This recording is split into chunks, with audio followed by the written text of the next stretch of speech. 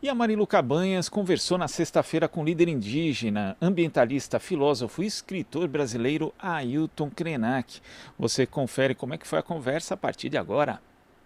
A juíza federal Ana Cristina Rocha Gonçalves, da 14ª Vara Federal de Minas Gerais, condenou a União, a UNAI e o governo do estado de Minas Gerais por violações dos direitos humanos e civis do povo indígena Krenak durante a ditadura militar.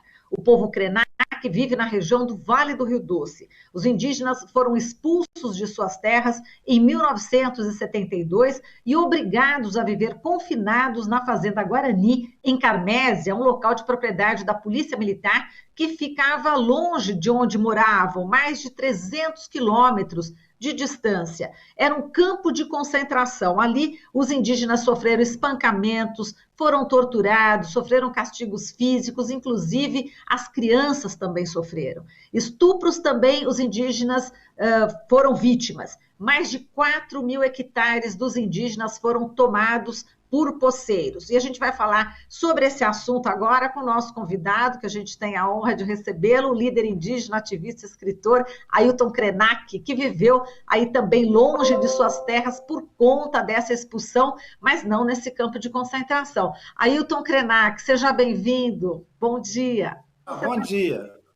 Bom dia, Bom dia. querido. Agora Então, estamos como ouvindo. é que você recebeu essa notícia, Ailton?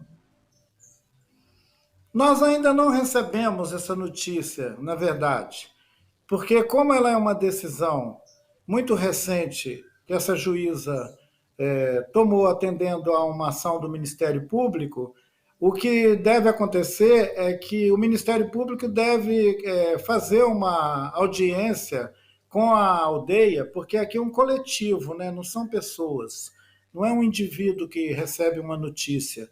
É muito interessante observar sobre isso, porque as comunidades indígenas elas são de direito comum, né? Elas compartilham o território, compartilham esse direito, e notificar uma pessoa sobre essa decisão não tem muita importância. O que importa é informar esse coletivo, esses sobreviventes dessa experiência trágica que foi a ditadura, quais são as reparações que o Estado brasileiro está sendo agora obrigado a direcionar para essas famílias.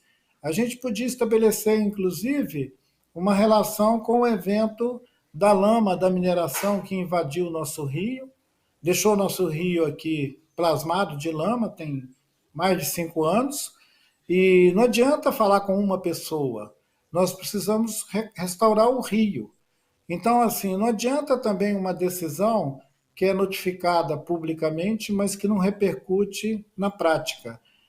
Nós estamos com um rio sem água, estamos com o nosso povo ainda sendo penalizado por essa discriminação histórica, e é muito importante que que seja dada consequência a essa decisão da juíza. Ele tem várias linhas de ação que implicaria compromissos do governo federal, do governo estadual, da própria FUNAI, e porque todos esses agentes públicos foram coparticipantes da violência contra o meu povo. E se nós fomos vítimas de uma violência que ficou oculta durante todo esse tempo e agora ela vem à tona, a gente precisa ter paciência e calma para entender o que vai se passar, né? Porque até hoje as pessoas sofrem, né, com os estragos que foram feitos. Tem aí um rasgo, né, na alma. O aspecto psicológico também é muito importante ser visto, né, Krenak? Porque o que acontece é que todas as pessoas, mesmo os que não sofreram no seu próprio corpo, experimentaram isso nos seus pais, nos seus avós, né? E eu acho que algumas gerações depois, talvez isso possa diminuir o dano, mas ainda continua sendo razão de depressão e de uma certa desconfiança com relação ao futuro. Isso é muito ruim. Nenhuma pessoa precisa nascer e viver sem esperança no futuro. As pessoas devem receber o dom da vida como maravilha. A gente não pode ser oprimido por um poder público que é racista, que discrimina o povo indígena de uma maneira tão absurda, né? Nós sabemos que tem violência para todo lado, mas essa violência dirigida a um povo para acabar com ele, levar ele para viver numa propriedade da polícia, como se a gente fosse, sei lá, nem humanos, né? Porque não seria lugar para humano nenhum. Estaríamos nos tratando como o quê? Como segregados mesmo. A palavra que você utilizou na chamada da matéria, de campo de concentração, era quase que isso, porque quando as pessoas fugiam sem autorização, elas podiam morrer. Podiam morrer afogadas no rio, tentando atravessar o rio a nado, ou podiam morrer levando um tiro, porque os policiais que faziam a vigília desse local, eles eram criminosos, é a característica deles. Então, agora, o governo militar criou ainda um presídio, né? O Reformatório Agrícola Indígena Krenak, em Resplendor, que chegou a ter 94 indígenas de 15 etnias, de 11 estados. A ditadura colocou indígenas como seguranças da Guarda Rural Indígenas. Então, eram indígenas vigiando indígenas que estavam presos. É uma crueldade aí do ponto de vista cultural, humano e espiritual, Ailton. Então, é interessante você estabelecer essas duas localidades, né? Porque parece que as pessoas podem ouvir a nossa conversa e imaginar que a gente está falando de um único local onde aconteceram esses eventos. Carmésia, o município de Carmésia, lá depois de Governador Valadares, está a 300 quilômetros desse lugar que eu estou agora, aqui. Eu estou na aldeia Krenak, naquele lugar onde foi construído o presídio. Então é interessante porque tem essa geografia, né? Tem esse GPS aí mostrando que tem 2 lugares. Esses 2 lugares, em Minas Gerais, eram praticadas torturas, terrorismo, ameaça, chantagem, preconceito, proibição de falar a língua, proibição de fazer a cultura, com o objetivo de aniquilar os últimos remanescentes do povo Krenak. Era um objetivo claro, gente, porque senão vai ficar parecendo que nós estamos dando a notícia de uma chacina, de uma tentativa de assassinato. Não, nós estamos falando de uma ação que foi inscrita no relatório da Comissão da Verdade. Aquela Comissão da Verdade, que levantou as questões da ditadura, ela incluiu um relatório sobre a violência contra os povos indígenas, e o caso do povo Krenak está inscrito naquele relatório da Comissão da Verdade, onde se exige que o Estado brasileiro traga a público o fato de ter quase provocado a extinção de um povo nativo aqui da região do Rio Doce, e que esse povo está vivo e que exige retratação. A retratação histórica do Estado brasileiro com o nosso povo não se resume à indenização. Da mesma maneira que o nosso rio, o Atu, esse rio doce, que está cheio de lama da mineração, não se recompensa com dinheiro. Um rio não tem preço. Então, nós estamos sendo tratados duplamente de maneira desrespeitosa. Pela Vale do Rio Doce, pelas mineradoras, que acha que pode estragar o mundo e depois paga uma indenização. Seria como alguém achar que pode passar em cima de você, te mata e depois te indeniza. Então, assim, é uma violência que está sendo naturalizada no cotidiano das pessoas. Nós não queremos ser tratados dessa maneira, como se nós fôssemos uma coisa que você indeniza, né? O Rio não é uma coisa e o povo Krenak não é uma coisa. O Estado brasileiro tem que mudar a sua vocação genocida, que, aliás, está muito em moda, né? Quer dizer, as pessoas ficam horrorizadas, estão vendo um governo abusado aí, acusam ele de genocida, mas há 40, 50 anos atrás, o que estava acontecendo aqui era um genocídio. Só que parece que as pessoas que hoje estão sentindo isso não sentiam naquela época. É muito interessante a história de um país onde uma parte da população pode morrer silenciosamente, enquanto a outra não vê. Onde estava o povo brasileiro que não viu os Krenak sendo quase extinto em 2 endereços, Carmésia e Resplendor. Os nossos vizinhos aqui da cidade de Resplendor e do município de Conselheiro Pena, eles estão aí, são as mesmas famílias, os mesmos sitiantes, os mesmos comerciantes, eles quase viram a nossa extinção. Agora eles estão diante de uma notícia que fala, olha, essa gente quase foi aniquilada. E o que fazem? Então, quando a gente fala que o Estado brasileiro vai pedir desculpa ao povo Krenak, isso é uma fake news. Sabe por quê? Porque o Estado brasileiro não é uma pessoa, é uma entidade. Como é que uma entidade vai pedir desculpa para as pessoas? Vai chegar e falar assim para minha mãe ou para o seu pai, seu tio, falar, tio, olha aqui, a gente fez um dano muito grande para você.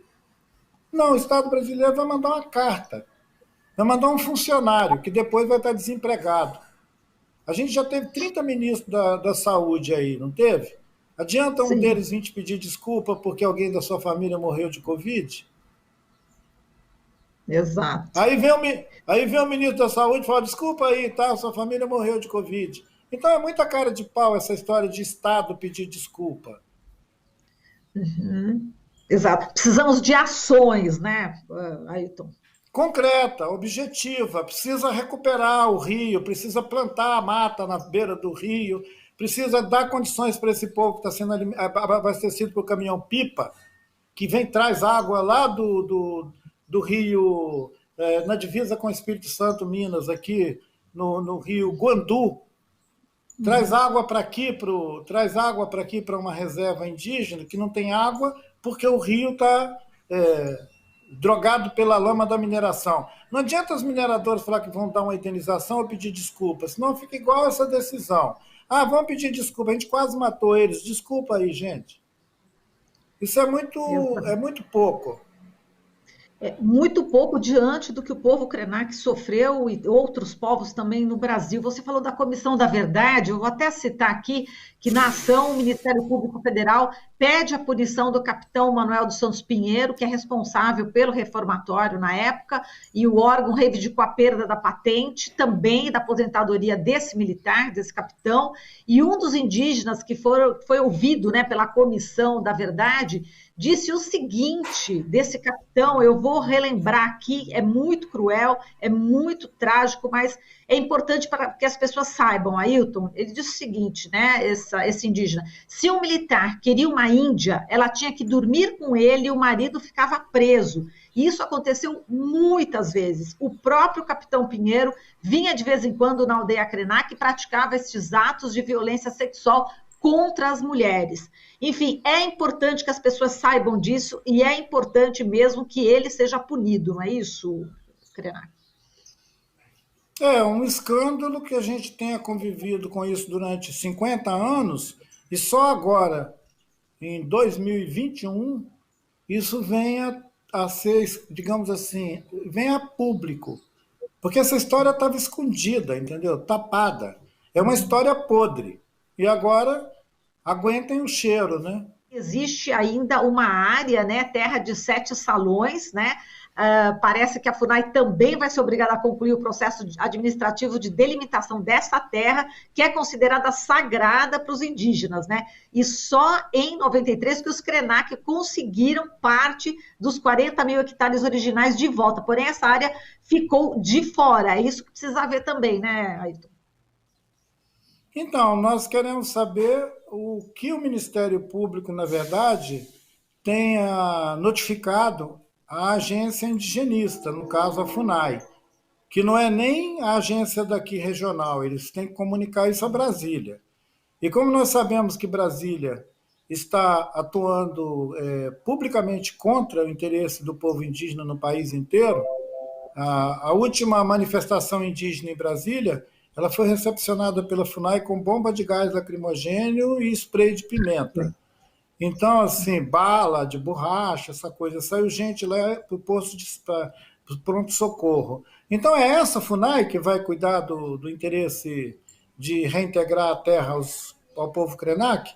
A FUNAI que, inclusive, está patrocinando esse negócio do marco temporal, que é para nunca demarcar mais nenhum centímetro de terra para os índios. Então, é muito contraditório. Se, por um lado, essa ação tramitou, acho que parece que 6 anos, né, desde que o doutor Edmundo, que deu entrada a essa ação, anunciou isso, talvez já tenha 6 anos, foi antes da lama da mineração, né?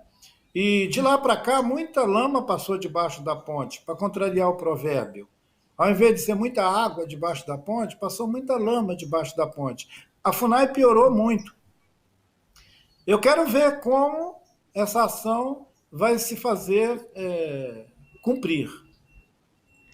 Exato. Nesse governo, né, obscurantista. Agora, Ailton...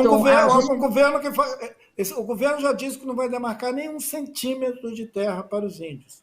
Eles repetem isso, os ministros todos. Então, parece uma ilusão a gente anunciar que agora o Ministério Público decidiu. O Ministério Público decidiu e o governo vai obedecer? Exato. Inclusive, a FUNAI, no caso do marco temporal e da questão da reintegração de posse do povo Shockland em Santa Catarina, a FUNAI, que tinha ficado antes, lá atrás, junto com o povo Shockland, agora exatamente está com o mesmo posicionamento, não é, do governo federal, e tirou o total corpo fora. E como é que você também está vendo essa mobilização indígena linda, que levou milhares de indígenas, as mulheres, com a Marcha Nacional de Mulheres, enfim, no total, sei lá, 6 mil, mais de 6 mil indígenas. Como que você viu esse momento histórico, né? E a grande imprensa, às vezes, não deu o valor, né? E também dessa mobilização. Você sentiu isso também, Krenak? Eu estava ouvindo o Boff, falando, o Leonardo Boff, ele estava lamentando. Parece que os índios passaram, assim, invisíveis por Brasília. Então, eu entendo essa observação do Leonardo Boff, de que passaram invisíveis, mas, na verdade, nós somos invisíveis. Tem 500 anos que nós somos invisíveis. A gente estava conversando agora há pouco sobre o fato de duas localidades em Minas Gerais, matar e torturar os índios e ninguém vê. Então, não é da agora que a gente está invisível, a gente sempre foi invisível. E reclamar que a grande mídia não mostra também é uma ilusão, porque a grande mídia é ela que oculta. A grande mídia não existe para mostrar nada, ela existe para ocultar. E é importante a gente pensar nisso. As pessoas que estiverem nos ouvindo, né, vamos considerar que existe um tipo de humanidade, um tipo de pessoas que a gente chama de as pessoas comuns, que não são esses que vivem criando armadilhas. As pessoas comuns têm que entender que a grande imprensa, ela mente o tempo todo. Porque ela é a representante do capital, gente, é o capitalismo. Foram elas que configuraram uma coisa chamada fake news, que é aquela manipulação da verdade. Você finge que é verdade, mas na verdade é uma mentira. É mais ou menos o seguinte, os índios Krenak ganharam uma ação. Aí todo mundo fica olhando e fala, nossa, viva os índios Krenak. Aí os índios Krenak ficam olhando. Daqui a 500 anos, o que aconteceu? Não, eles são invisíveis. Está acontecendo alguma coisa? Também não. A vida não é útil, que você lançou, inclusive, no ano passado, revelando aí que a nossa cultura dificulta a concepção de uma vida que não tem o trabalho como a razão principal da existência, né? Queria que você falasse um pouco desse livro e também ideias para adiar o fim do mundo. Eu sei que a gente já está no finalzinho, mas a gente não vai deixar de falar dessas suas obras aqui que inspiram tanto a gente. Bom, obrigado por mencionar esses 2 livrinhos, né? O Ideias para Adiar o Fim do Mundo. Ele foi lançado em 2018. Eu fico impressionado que ele esteja ainda sendo reimpresso e já foi traduzido em várias línguas além do português, né? Ele foi traduzido na Holanda, na França, Itália. E A Vida Não É Útil, eu escrevi durante a pandemia, porque eu vi que as pessoas estavam jogando a vida fora de uma maneira tão absurda que eu decidi provocar uma reflexão sobre a ideia de utilidade. Porque as pessoas diziam, cadê o novo normal? Cadê o novo normal? Quando é que a gente vai voltar? E eu me perguntava, voltar para quê? Será que antes estava tão bom assim? A gente estava vivendo uma experiência trágica de milhares de desempregados, das pessoas batalhando para sobreviver, o clima do planeta sendo alterado de uma maneira vista, o aquecimento global, toda a desestruturação da vida, digamos assim, da natureza. Aí as pessoas tiveram que parar, alguns disseram, nossa, o céu está bonito, as águas dos rios agora estão mais claras, voltou a ter peixe. Aí as pessoas, vamos voltar ao normal. Vamos voltar ao normal para a gente tudo de novo, estragar tudo de novo, fazer uma bagunça de novo, que é isso que as pessoas chamam de novo normal. Então, a vida não é útil, é uma provocação num momento de crise para as pessoas pensarem se a gente consegue melhorar ou se a gente vai pisar fundo no acelerador e piorar cada vez mais. Se você falou agora pisar fundo, eu vou terminar aqui com uma coisa que você falou, uma frase assim bem, uma síntese, né, que você falou aqui no Pisar Suavemente na Terra, que é um documentário do Marcos Colom, né, que você participa, falando da exploração de minério que produz guerra e não vida, e que o futuro é ancestral. O que os nossos antepassados nos ensinam, né? O futuro é ancestral. A resposta está lá atrás, né, Ailton? Quando nós lembramos de tudo que os nossos antepassados nos legaram, nos ensinaram, a gente entende que nós temos um grande livro, que a gente pode continuar aprendendo com ele. Essa ânsia de o novo amanhã, o novo qualquer coisa, o novo normal, isso é uma ansiedade. Se as pessoas respirarem fundo, né, respirar, inspirar, isso passa. Perfeito. Tá certo, Ailton. Olha, eu agradeço muito aqui a sua participação. Um forte abraço para você, mesmo virtual, e eu espero um dia conhecê-lo pessoalmente e te abraçar, e sentir toda essa sua energia tão positiva, tão maravilhosa. Fala uma palavrinha só para fechar em Krenak aí para gente. A palavra em Krenak que eu mais gosto de pronunciar é Erehé. Erehé. O que significa? Erehé pode ser a saudação que você dá de manhã para alguém, como agora de manhã nós estamos nos encontrando, e é também uma qualidade de você dizer que foi bom. Então, esse nosso encontro, eu te agradeço, eu fiquei o tempo inteiro vendo o carinho com que você me acolheu no programa, me chamando pelo nome, eu quero te agradecer o acolhimento e o carinho. Erehé, bom dia. Erehé. E aí eu vou te retornar falando em Baexapá, em Guarani, que eu sou neta de paraguaia, que fala Guarani, enfim, está no meu sangue também, então em Baexapá, e eu falo que a entrevista contigo foi Iporã Etereí. Iporã Etereí, você já sabe, né? Claro que sim. Que é bonito, que é lindo. Convivo com os parentes Guarani, gosto muito da língua Guarani. Tem uma expressão na língua Guarani que é linda, que é Agudjeuete. Agudjeuete, que é uma saudação que, ao mesmo tempo, agradece e também abençoa. É uma bênção para as pessoas. É maravilhoso. Ah, que lindo. Muito obrigada, então. E esses seus gatinhos aí também são muito bonitos. Ah, esse aqui é do Aldemir Martins. É o gatinho do Aldemir Martins. Eu conheci o Aldemir. Você conheceu ele? Eu entrevistei ele e ele me deu de presente. Então, ele era muito carinhoso. Eu conheci o Aldemir. Eu ganhei dele, um peixe. Sabe aqueles peixes com as gravuras? Eu ganhei uma gravura de peixe e ganhei também um tamanduá. Olha que lindo! Olha, então são os gatos do Aldemir. São os gatos do Aldemir. Ai, que delícia! E viva a arte, né, Ailton? Viva a arte! Que maravilha! Um beijo, querido. Nosso querido Aldemir Martins, maravilha. Que também está fazendo centenário. É isso mesmo, querido. Junto com a Paulo Freire, Dom Paulo Evaristo Arnes e agora também Aldemir Martins, todos 100 anos, vivendo, sempre presente em nós, né? O super beijo aí. O Viva, um beijo, até mais. A gente falou aqui com...